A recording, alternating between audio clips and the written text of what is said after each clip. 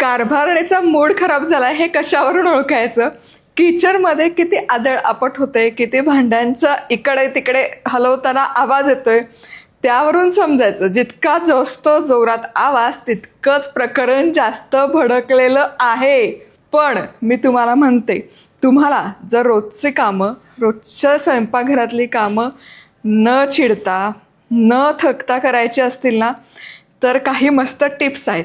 बरं, या व्हिडिओच्या शेवटी तुमच्या आवडीची माझ्या जिव्हाळ्याची देखील टीप आहे. स्वतःची काळजी घेण्यासाठी व्हिडिओ शेवटपर्यंत नक्की बघा. नमस्कार, मी मधुराज रेसिपी फूडीमध्ये तुम्हा सर्वांचं खूप खूप खूप मनापासून स्वागत. सकाळची कामं आहेत ना, असे पटापट न चिडता आदळ आपट न करता होण्यासाठी काही महत्त्वाच्या टिप्स.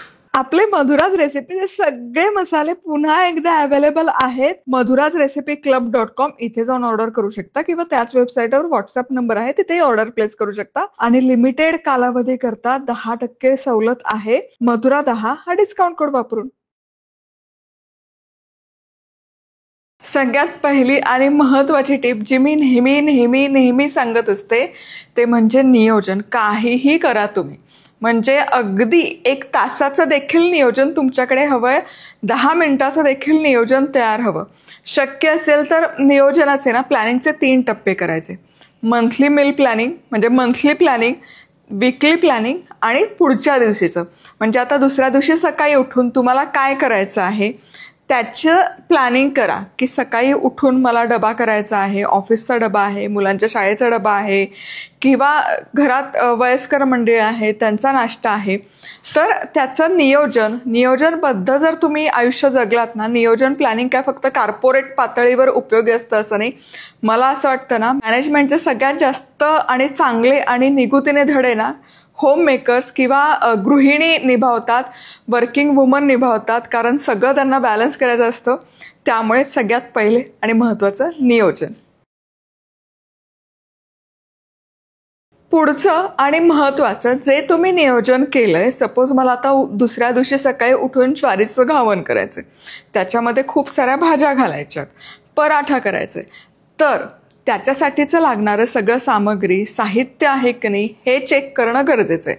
त्यामुळे एक चेक पॉईंट डेली लाईफमध्ये पण, वीकली, डेली, मंथली, प्रत्येक दैनंदिन आयुष्यात चेक पॉईंट करणं अतिशय गरजेचं आहे. त्याच्यामध्ये स्वयंपाक एक पैलू झाला, पण आपलं मुलांचा गणवेश तयार आहे का, तुम्ही ऑफिसला जात असाल तर कुठला ड्रेस घालणार आहात तो तयार आहे का, जर तयार असेल तर तो व्यवस्थित वर काढून ठेवणं.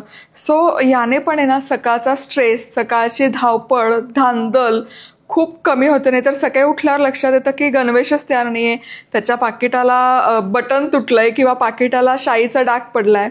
हे सगळ्या ऐनवेळेच्या कंटिजन्सीज किंवा इमर्जन्सी टाळण्यासाठी 1 दिवस आधी रात्री झोपण्यापूर्वी हे सगळे चेकलिस्ट किंवा चेक पॉईंट तयार करून ठेवा.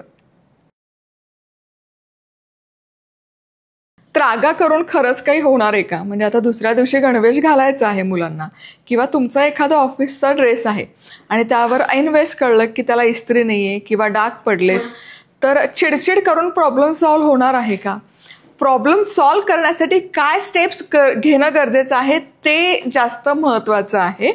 त्यामुळे जर तुम्हाला शक्य असेल दुसऱ्यांना ते काम अलोकेट करून देणं शक्य असेल, दुसऱ्यांकडून करून घ्या, किंवा ते करणं तुमच्याकडेच आहे, तुमच्याच हातात आहे, तुम्हालाच करायचं आहे, तर चिडचिड त्रागा न करता करा. चिडचिड करूनही तुम्हालाच करायचं आहे, चिडचिड न करताही तुम्हालाच करायचं आहे.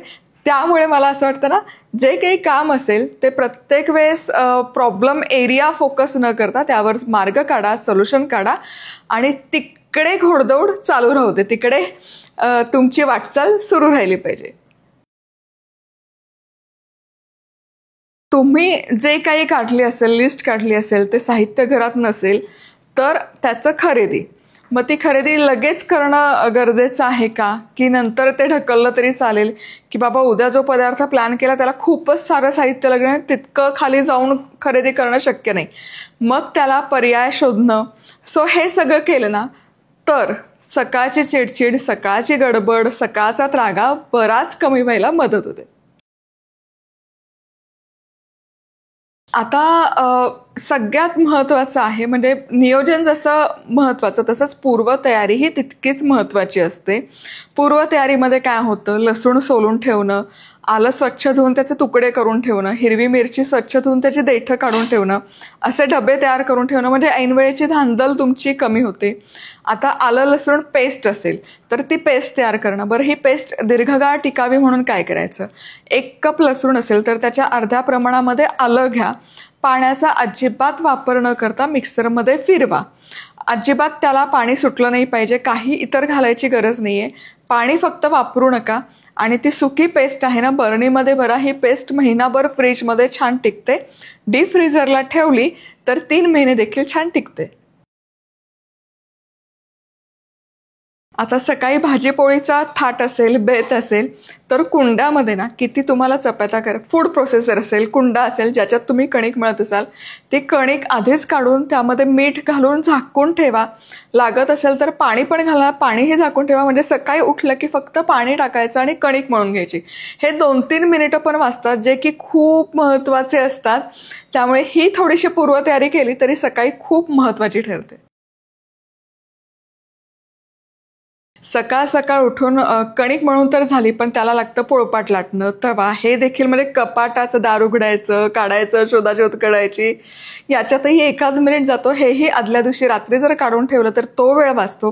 बरं, तितकंच नाही, तुम्हाला कडधान्य शिजत घालायची असतील, कडधान्याचा बेत आखला असेल तर ज्या कुकरमध्ये तुम्हाला शिजत घातली ना त्याच कुकरमध्ये जर ते ठेवले आणि उठल्यावर त्यामध्ये जर पाणी घातलं किंवा स्वच्छ करून मग ते शिजायला घातले तर तोही वेळ वाचतो. म्हणजे ही पूर्वतयारीची बरीच पूर्वतयारी होते आदल्या दिवशी रात्री झोपताना. आता तुम्ही जर घावणांचा घाट घातला असेल किंवा डोसा असेल, इडली असेल तर याची पिठं किंवा पराठा असेल, ही पिठं आहे ना छान टिकतात फ्रीजमध्ये.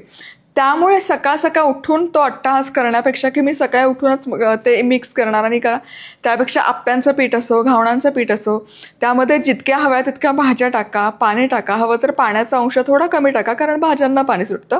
पण ती पिठं तयार करून ठेवा. आणि सकाळी उठल्या उठल्या ते पीठ बाहेर काढा. म्हणजे तुमचा अर्धा-पाऊण तासाचा जो स्टँडिंग टाईम आहे त्यामध्ये ते पीठ रूम टेम्परेचरला येतं आणि ते रेडी टू यूज तुम्हाला होतं. Ready to cook, ready to use.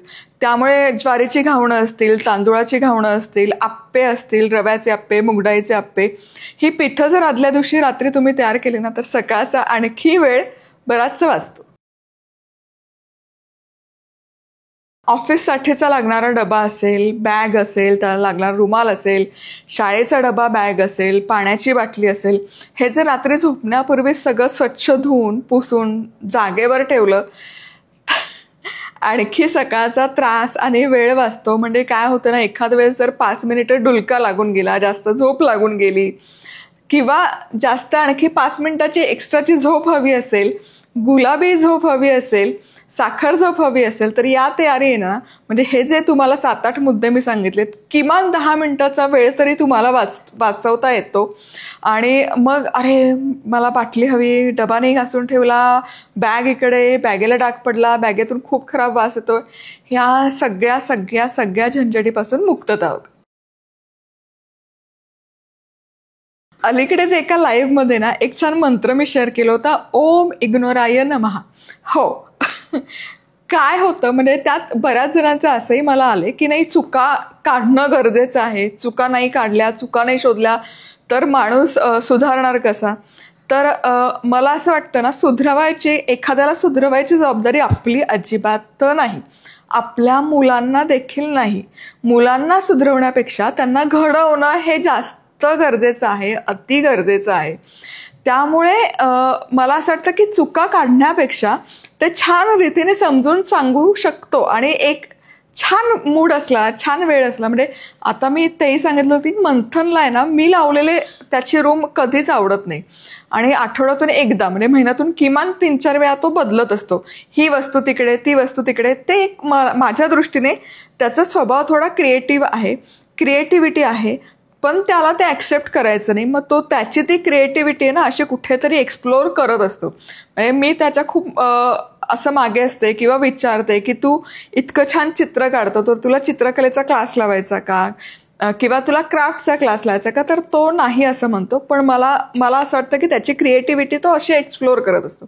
मग एखादी गोष्ट मला अशी वाटली की हे बदलणं गरजेचं आहे. म्हणजे अगदी आमच्या घरामध्ये कुंड्या खूप आहेत, प्रत्येक खोलीत किमान 10 ते 12 तरी कुंड्या आहेत. तर मग मी त्याला सांगते की ही कुंडी म्हणजे जरी इंडोर प्लांट असलं तरी त्याला डेलाईट छान लागतो.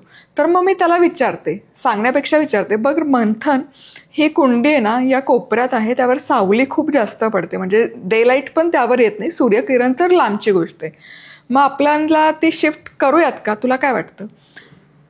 असं बोललं ना की मग तो खुश होतो. हां आई, तू बरोबर बोलतेस, आपण हे शिफ्ट करू. मग तो त्याचं त्याला जेव्हा हवं लगेच कर असं नाही, पण त्याला ते पटतं आणि मग तो ते शिफ्ट करतो. म्हणजे बऱ्याच जणांचा स्वभाव असं असतं ना की अंड्यावर कोंबडी बसून कशी कुरकुर कुरकुर कुरकुर करते तसंच दिवस रात्र कुरकुर करत असतात. म्हणून मी असं म्हटलं की ओम इग्नोराय नमहा याच्यासारखं जास्त स्वतःला जपणं दुसरं असूच शक्यत नाही.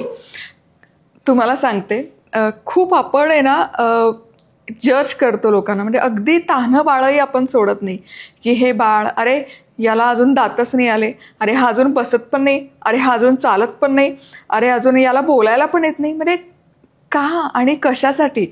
तर अगदी आध्यात्मिक पातळीवर जरी आपण विचार केला ना, जेव्हा आपण टीका करतो, निंदा करतो, दुसऱ्याचं कितीही काही असो, भले तो खुनी असो, मी तर म्हणेन, पण जेव्हा आपण त्याची टीका 10 ठिकाणी जाऊन करतो, 10 ठिकाणी बोलतो, गॉसिप करतो, अगदी स्वच्छ शब्दात सांगते, आपण आहे ना ते त्याचं कर्म आपल्या बोकांडी घेत असतो. त्यामुळे स्वतःला जर जपायचं असेल तर सगळ्यात पहिलं आणि महत्त्वाचं स्वतःवर फोकस करा, स्वतःच्या कॉन्शियसनेसवर फोकस करा आणि स्वतःला कसं घडवता येईल, स्वतःला कसं पुढे नेता येईल, स्वतःला कसं छान आनंदी राहता येईल, मार्ग कसे काढता येतील, यावर सगळ्यात जास्त फोकस करा, लक्ष केंद्रित करा. कशी वाटली ही शेवटची टीप? ओम इग्नोराय नमः. कोणी काही का बोलो ना, आपण तिकडे लक्ष द्यायचं नाही. आपल्याला वाटलं की हे खरंच यावर इम्प्रूव्ह करायची गरज आहे, हे बदलायची गरज आहे, तर बदला की, काही हरकत नाही. पण एखादं कुरकुर कुरकुर कुरकुर करत असेल, सारखं सातत्याने टीका करत असेल, अफवा पसरवत असेल, आपल्याला काही घेणं देणं नाही. त्यांचं लाईफ, त्यांना जे करायचं ते करू दे, आपल्याला जे करायचं ते आपण करायचं. कशी वाटली ही शेवटची आणि या सगळ्या टिप्स कमेंट करून नक्की कळवा. आणि तुम्ही कसं डील करता अशा लोकांशी तेही नक्की सांगा, म्हणजे मलाही त्यातून काहीतरी मार्ग निघतील की नाही. पुन्हा भेटूयात अशा छान छान टिप्ससोबत. तोवर मस्त राहा, खुश राहा, आनंदी राहा, सगळ्यात महत्त्वाचं खात राहा.